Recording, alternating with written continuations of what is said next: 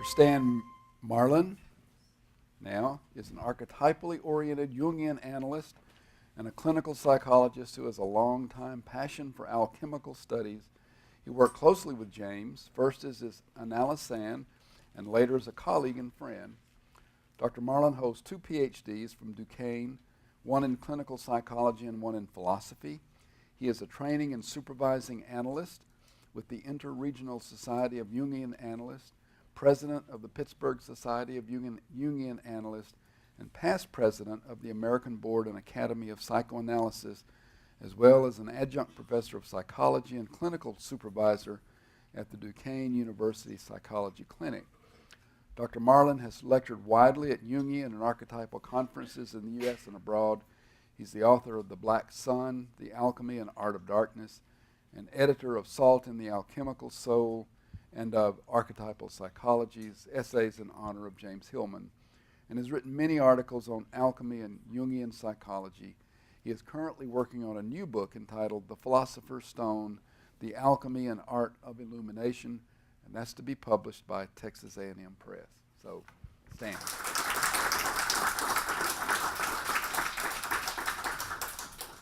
So the title is The Dark Animal, Wild and Illuminated, and its subtitle is Addressing James Hillman. Thank you, James, for animal dreams, for raising chickens and going bugs, for your mad love that got under your skin, swarmed through your blood, and set your mind to fever. For me, it is this fever, this alchemical heat, that helps to transform, revision, and find a way beyond the long-standing degradation of nature and animals. Beyond the Aristotelian and the Cartesian divides, you sensed animal presences, not simply as in, but present to the human psyche. Your distinction recognized animals in and for their own existence, and not simply for us. Beyond anthropomorphism and narcissism, our narcissism, you left the place of animal presences unassigned, suspending the so-called natural attitude we've been talking about. Bracketing it, going beyond literalism, you put our ontological convictions about what's real out of action, as Husserl says. In so doing, you gave animals their due, seeing them in and for themselves, allowing us to focus on their display, on their images, animation, autonomy, mystery, and magic. You have noted animal spirits are indeed animal spirits. But James, let me slow down with you. Pause. I love what you say. I think it is right, but I want to understand more deeply what it means to leave the place of animals unassigned. Making this move reacts to and suspends the idea of seeing them as property, as machines, as not having souls. They were considered ontologically inferior to human beings, with the consequence that we could use and abuse them and kill them with impunity, as you say. This deeply embedded natural attitude has damaged not only our relationship to animals, but also our relationship to ourselves. In responding to all this, you let the animals out of their mental, if not always literal, cages, into the open and wild. In this, you stand with a number of post-Cartesian thinkers who have likewise taken issue with a hierarchical divide between human and non-human animals. A couple of philosophers. Edmund Husserl actually wrote about animals in some of his later work and proposed a relationship, a transcendental reduction, a primal intersubjective unity prior to the Cartesian division. Empathy was required. Maurice Merleau-Ponty, in a more existential way, locates humans and animals in wild brute being, intertwined in a chiasmic interaction immersed in the flesh of the world. Jacques Derrida concludes that both human animals and animals have a sense of subjectivity. He's standing in his bathroom naked with his cat, and he's looking at his cat. The mutual gaze, he discovers that the cat is not only an object of his consciousness, but as you were saying, Pat, the cat has consciousness of him. It's a mutual gaze, not a gaze that objectifies, but one that relativizes both sides of the equation. The Italian philosopher Giorgio Agamben challenges also this Cartesian split, seeing it as a construction of what he calls an anthropological machine, which he seeks to displace. That is, the whole way in which we as human beings, historically and philosophically, has set up the structure of the so-called human in order to divide that from the animal. He entertains a vision from a 13th century Hebrew codex illuminated with mystical and messianic paintings, including illustrations of humans with animal heads, as we were talking about the other day, effigies that represent the faithful and the righteous at the end of time, at a time when animals and men will be reconciled. This is an image from the museum in Milan, Italy.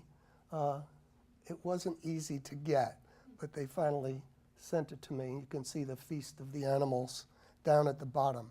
At the end of time, outside of time, men will have, and people will have animal heads and be reconciled. For Agamben, this redemption occurs in a state not of knowledge, but of non-knowledge, meaning to have something not in being, but outside of being, an eschatological vision of emptiness that releases man and animal into a post-historical harmony in which darkness and light, matter and spirit, animal life and logos are separated forever. For Agamben, this harmony is no longer a mysterium conjunctionis between man and animal, but rather a mysterium disunctionis, an unprecedented entrance into the mysteries of separation. This separation, says Gary Snyder, eludes analysis and is beyond categories. Gary Snyder, the poet. Jim worked with him in conferences. Perhaps closer to home, James, our friends and colleagues, Wolfgang Giegerich, Greg Mogensen, and others, who were inspired by the philosophy of Hegel, likewise tried to find a way beyond the Cartesian divide. It nevertheless, ultimately, from my perspective, leaves animals and nature's images and imagination in a secondary and degraded position.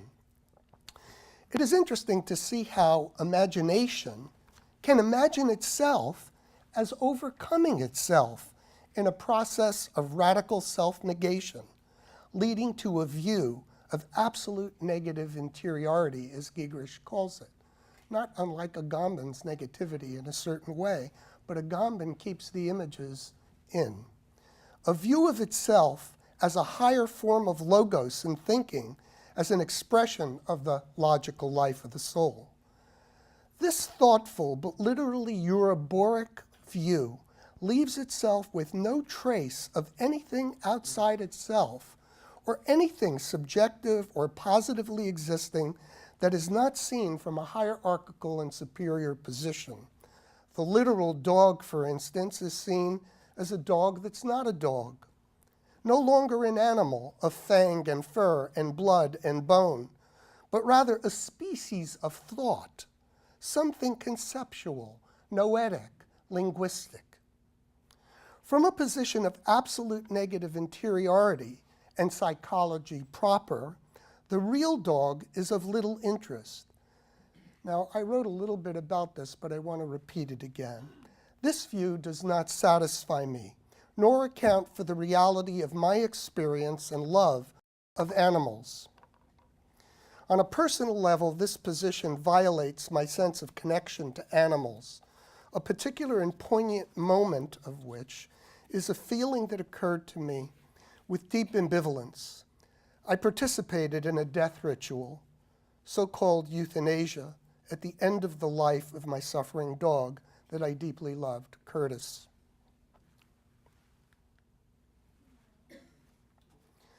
Curtis suffered, and his suffering ended, his pain, and his difficulty breathing ceased with his last breath as we euthanized him.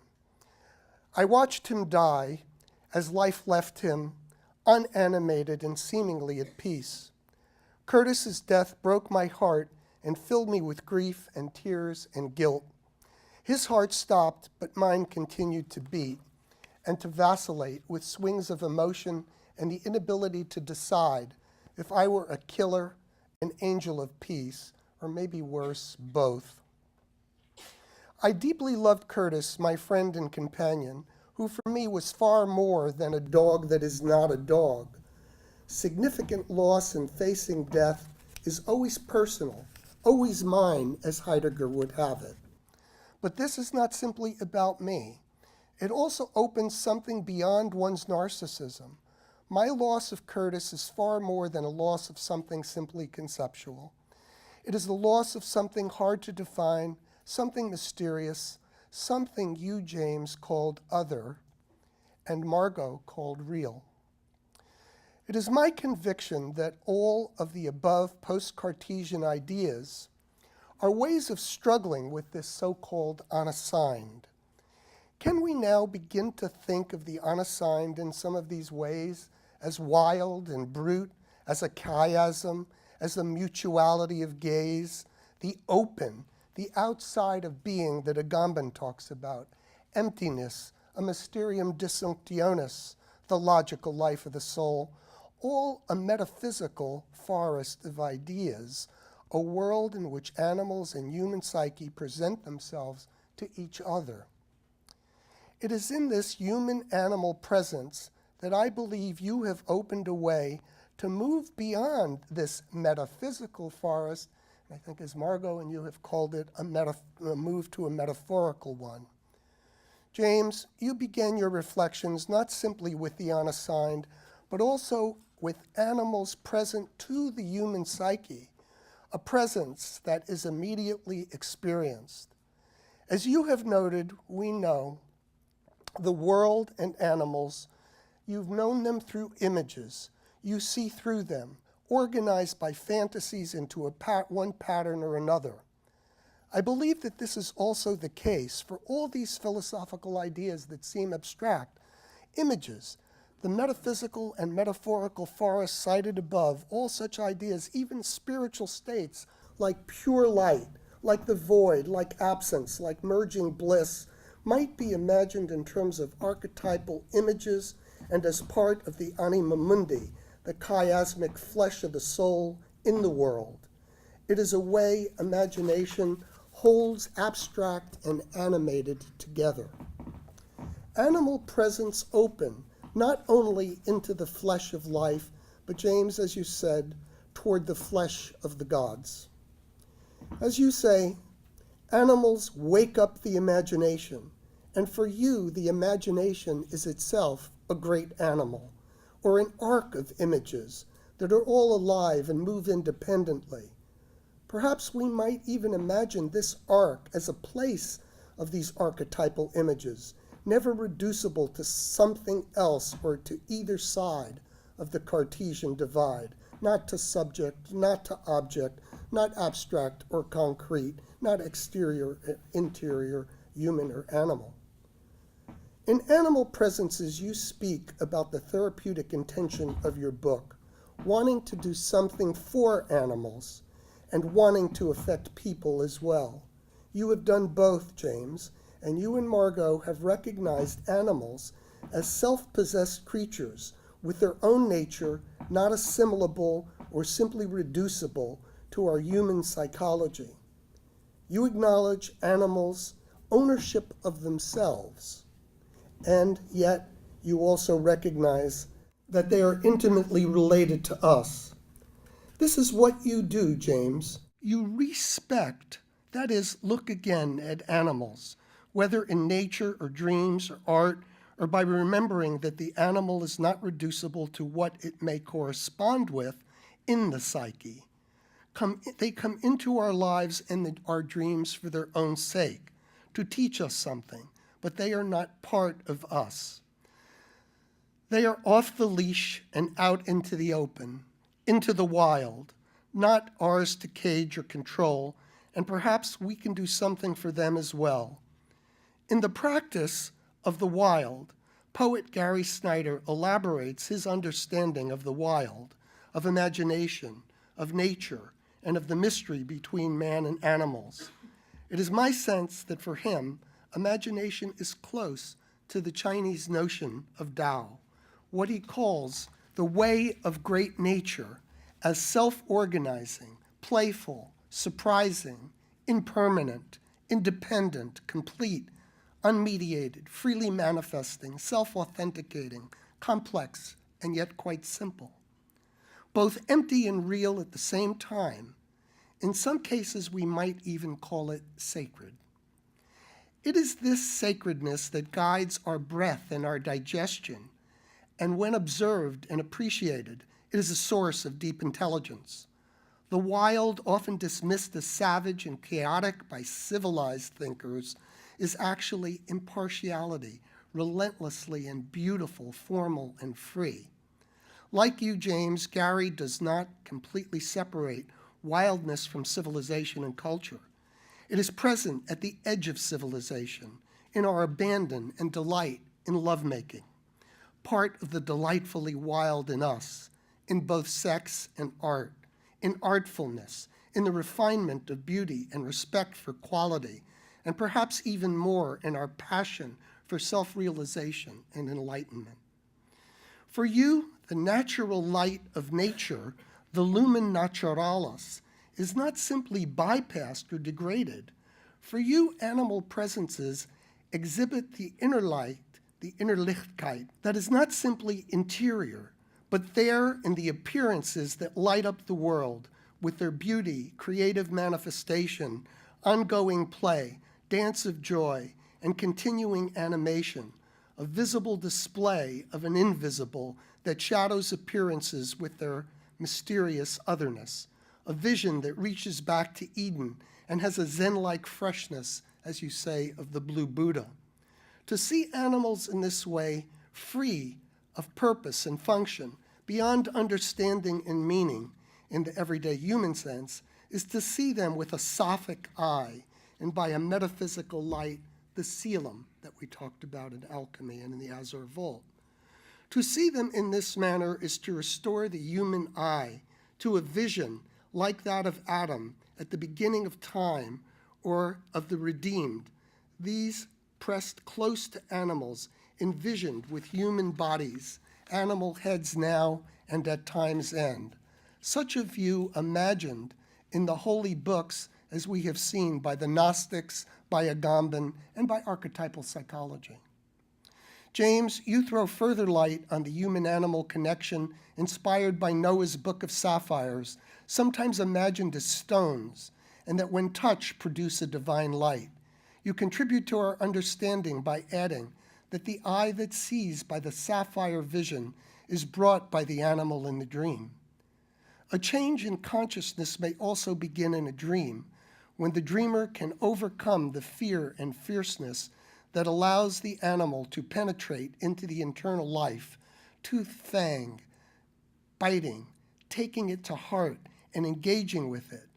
Opening to such daimons can release great emotion and ultimately teach the dream ego or save it or impress it with beauty and power. But it is often hard to turn toward such animals when they carry the spirit of the wild. James, you use the example of the black dog. They're often large and have intense glowing eyes and thought to be familiar spirits of witches. They are seen as dangerous and evil and associated with the devil. The mythic power of the black dog leans toward the origin in wolf and to the fantasy and folklore. You asked James, did the primordial dog leap the chasm to escape its own shadow, to leave its ancestral wolf behind, and can it do so? Is a dog still not susceptible to the call of the wild, and are we not susceptible to it? And yet, black dogs are sometimes benevolent and known as guardians who guide our travels into the right path and guard it from danger. We might ask to what extent their benevolence depends on our relationship to them as creatures of the night. In this relationship to the fearsome animal, came to me the image of the fearsome animal in a dream that I once wrote about elsewhere. A black jaguar was living in my study. He had a shiny black coat and golden eyes. And they looked like, the eyes looked like an aperture of a camera. Like while I looked at it, it was taking images of me that open and shut. And when the pictures were taken, I had this feeling of connection. It was clear, like Derrida's cat, the jaguar, though larger and darker, was taking in these images and was frightened, and I was frightened, and I wanted to befriend him. I reached out, tentatively petting him, not knowing if he would befriend me or turn on me like a wild animal and rip me apart. He seemed to like the attention that I was giving him. He stayed for a moment, then walked away, then returned once more as if he wanted me to stroke him again. It is this back and forth movement that I imagine as one of the meanings of Kurt Sack's comment that only in this dance is the mystic union between man and animal consummated. I stroked him with a pen, pushing it under his fur. He seemed to like it and wanted me to do it again. I can now imagine this jaguar is wanting me to use my pen to write about him, and perhaps my choosing a pen reflects the shared intention. He now accompanies me in my efforts to express something of the unknown and as yet unimagined in the anima mundi. I have continued to live with this jaguar, with his darkness in mine, with his light and what I still have to learn about him. I have read that the jaguar was a patron of magicians and shamans and was considered to be a ruler of the underworld, a symbol of the night sun, an image I continue to struggle with in order to understand the dark illumination of Sol Niger, the black sun. Jaguars have the ability to see at night and to vision and look into the dark parts of the human soul. They are both born with knowledge of future events and have gifts of sight and are intuitive and know the heart of man. But I am neither a magician nor a shaman, and the above information, while helpful and intriguing, is symbolically and collectively known. But Gary Snyder, in The Practice of the Wild, says that we must ground ourselves in the dark of our deepest selves. And Henry Beston, in a wonderful little novel, writes, "Learn to reverence the night and put away the vulgar fear of it, for it is with the banishment of night from experience of man that there vanishes as well religious emotion, a poetic mood, which gives depth and adventure to humanity." I would like to end with this affirmation that the importance of being open to the dark and wild living presence of animals and psyche and otherwise, the light that they bring to us, equal as mutual partners in the shared forging of a soulful life, is for me, James, what you called getting the feeling right. Now, I would like to just end, if I have a few seconds here, to tell you that I was so into this for so long, I had to get away from it. And I went to a flea market. And in the flea market, I'm walking around, and this picture's for sale. I took a picture of it for sale. And so then I thought, oh, what's going on here? And I'm driving home, and there's a car in front of me with a little sign. And I'm looking at it, and the car says, dogs are animals too. People too. Dogs are people too. And then I got home and shaking my head, and I don't know whether it came up on my cell phone or whatever, but I discovered that these animals from the cage, they took the cage off the animals in their new thing. And so that was my experience of getting away from the theme that is not necessary.